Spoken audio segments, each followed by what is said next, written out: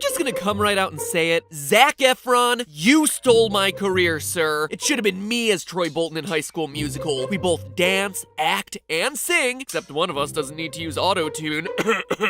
We both performed as kids, we were both born less than a year apart, and we can both rock the short and long hairstyles. I mean, look at that steely gaze. We are exactly the same. We are mostly the same.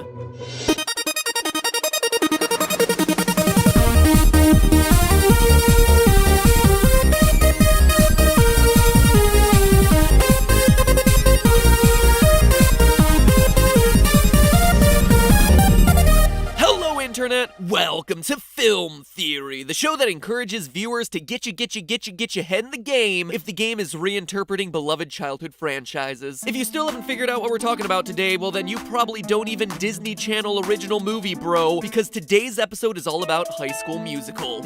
That's right, here on Film Theory, we only tackle the freshest, hottest made-for-TV movie series that haven't seen an installment in nearly a decade, unless you count Sharpay's Fabulous Adventure, which I obviously do. But in all seriousness, when I was still acting in theater, I was in a big regional production of High School Musical as Troy's understudy, and that gave me plenty of time to overthink the plot in between bouts of icing our vocal cords. This kind of thing was my life when I was a teenager. Musicals, theater, show choir, you name it. If there was a chance for me to perform on stage and not have to interact with the popular people, well, boy howdy was I involved. And after spending so much time studying the show, I've always had a bone to pick with HSM. Well, a few bones actually, because there is no way Juilliard is really gonna send acting scouts to a random public high school in Albuquerque to watch a show written by a student. Anyway, the main bone I'm here to pick is this. The movies bend over backwards trying to convince you that Sharpay, the quote-unquote spoiled rich theater diva, is the villain of these stories, but she's not. In fact, when you stop and actually look across the entire series, Sharpay is like the only one with redeemable qualities. You hear that, Vanessa Hudgens and Zac Efron? Your empire of fame is built on lies. Lies, I say! You think this is all just a chip on my shoulder? Well, let's look at the evidence and bop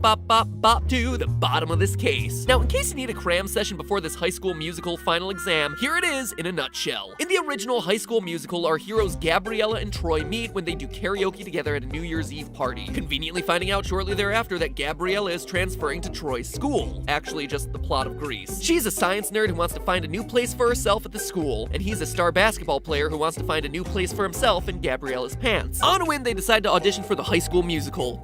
Oh, I get it. I get the title now. Even though they're turned away for being too late and they didn't prepare anything, they still miraculously get a callback for the two lead roles. This doesn't sit too well with Sharpay and her twin brother Ryan, who are die-hard members of the drama club. Which, now that I'm writing it out, when the villain of your movie is supposed to be the theater kid, you should already be asking yourself some questions. Oh no, they're gonna put me to shame with their box steps. Don't you put a ray in my direction. Oh, they're pulling out the viewpoints. She's commenting on my stance. Sorry, the theater kid is coming rushing back to me. Anyway, Sharpay and Ryan convinced the drama teacher to move the callbacks to the same day as Troy's basketball championship and Gabriella's scholastic decathlon. Oh no! Conflict! Troy and Gabriella's other friends think they should choose between the activities they've already committed to versus this musical, but nah, they're the hot protagonists in a made-for-TV Disney movie, so they don't. Troy and Gabriella win everything, including the leads for the musical, the decathlon, and the last shot of the basketball game. Wow, growing up is so difficult when you're young and beautiful. High School Musical 2 is pretty much the same thing, but over the summer and with a country club talent show instead of a musical. And High School Musical 3 is pretty much the same thing as High School Musical 1, but now they're seniors and focused on college. Got it? Good. So what makes Sharpay the villain? Well, ask anyone who knows these movies and their arguments fall into one of three camps. 1, she's a diva who won't share the spotlight. 2, she's trying to steal Troy away from Gabriella. And 3, she's a spoiled rich girl who expects everything to be handed to her. That's what these movies want you to believe. But if you actually stop and objectively look at her actions across these cinematic masterpieces, you see that this could not be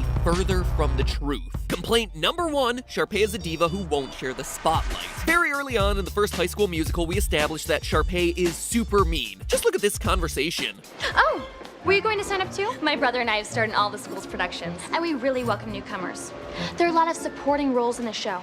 I'm sure we can find something for you. Alright, so there's definitely a tone issue, but let's think about what she's actually saying. She isn't discouraging the pretty new girl from auditioning. In fact, she even says that they welcome new people into the club, going so far as to say that there's lots of roles, so she'd be likely to get one even if Gabrielle is a complete noob to performing on stage. Which, let's not forget, she absolutely is. This girl is so inexperienced that she freezes up at the freaking audition.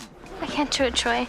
Not with all these people staring at me. Oh, you can't do it, can ya? Well, it's not like people are gonna be staring at you if you're the lead character in a musical or anything. Sharpay is definitely full of herself to assume that she'll just be the lead, but then again, no one else signs up to audition for the lead. We see the sign-up sheet. And even if they did, just look at the other talent that she'd have to go up against. I want you to know this feeling like no other. It's hard to believe that I couldn't sneeze, see. East High, not quite the strongest arts program. And yes, at first it might seem underhanded that she convinces Miss Darbus, the theater teacher, to change the callbacks to the same day as the basketball game, but Sharpay is just testing Gabriella and Troy's resolve to see if they're really